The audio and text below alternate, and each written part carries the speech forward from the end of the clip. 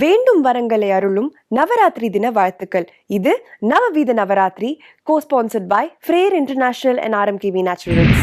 கல்வி மற்றும் கலைக்கு தேவியாக விளங்கும் சரஸ்வதியை கலைவாணி, கலைமகள், நாமகள், சொற்கிழத்தி, பாரதின்னு பல பேர்ல கூப்பிடுறாங்க.